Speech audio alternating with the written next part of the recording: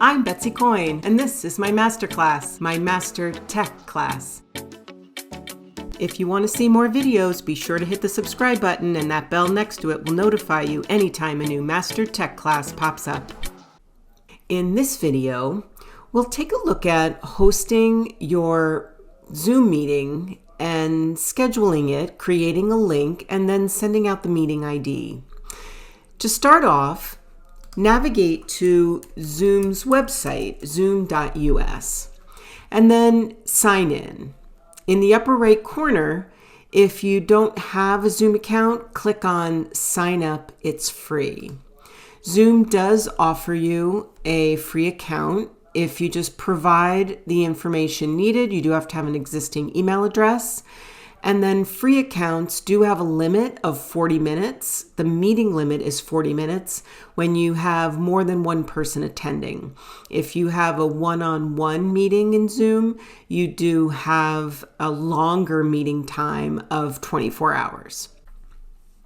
Once you are signed into your Zoom account, look on the left-hand side and click on Meetings.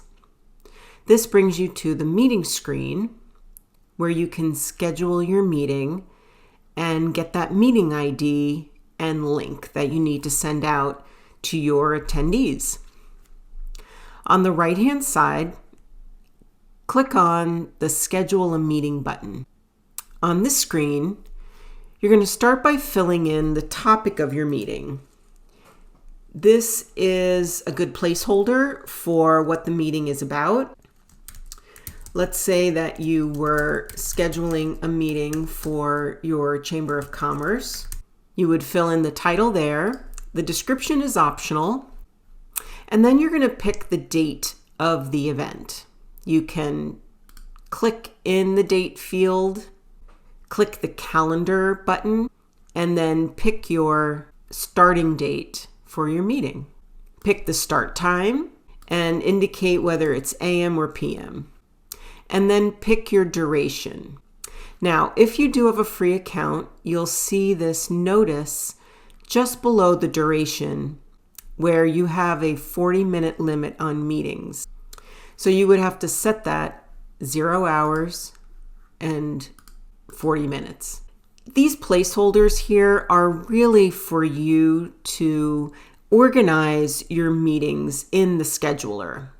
When you schedule meetings, they will appear on one screen in date order, and you can keep them organized and keep track of what's coming up next. If you were only to spend 20 minutes in the meeting, it would be perfectly fine.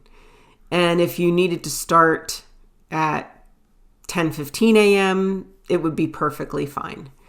All these are ways of keeping track of your upcoming meetings. However, you cannot schedule 2 meetings at the same time on different devices under your same account. Make sure that your time zone is correct.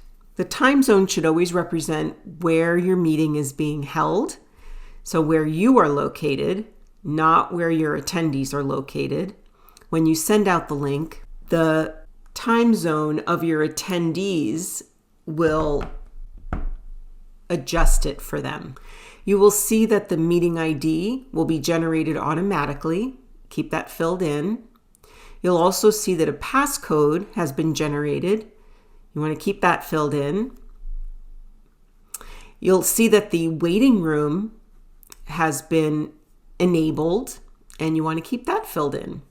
The waiting room will be a way that you can see who has arrived in this virtual environment, and then you can admit them one by one, or you can admit them as a group. You can indicate whether you want your video camera to be on when the meeting starts, and whether you want the participants' cameras to be on when the meeting starts. They can turn their camera off during the meeting, but this is an indication of how the meeting will start. And then fill in the meeting options at the bottom of the screen if they apply. Some of these won't apply at this time, so just click Save. Upon completing those steps, you have your meeting title, your meeting date and start time, And then it does give you these shortcut buttons to add them to your calendar. That does not add it to your participants' calendars. You would have to use the Google Calendar events to then share it with your participants if you wanted to do it that way. Here's the automatically generated meeting ID. It is a one-time only meeting ID, and the passcode is generated. You can show it if you needed to copy it. But fortunately, when you click on the next line, click on Copy Invitation, the meeting ID and passcode will be copied for you. Click on Copy Invitation, and this block of text can be copied by clicking on the blue button at the bottom, Copy Meeting Invitation. And that's what this is. It's a block of text with this link in the middle of it where it says Join Zoom Meeting. When you come out to your email, now I'm going to cancel from here. And if you look at the top of my browser window, I have my Gmail open, and I'm going to click Compose. Now I'm going to type in the recipients of the invitation. I'm going to put in the subject line what it's about, and then in the body of the email I'm going to paste, and it's going to paste that block of text that we copied from the Zoom meeting scheduler. All of this is editable. You can click in here, you can put things on different lines, you can edit this. It's simply a block of text, so you can change this if you want to. However, you want to be very aware that you do not edit or change the link or the meeting ID or passcode.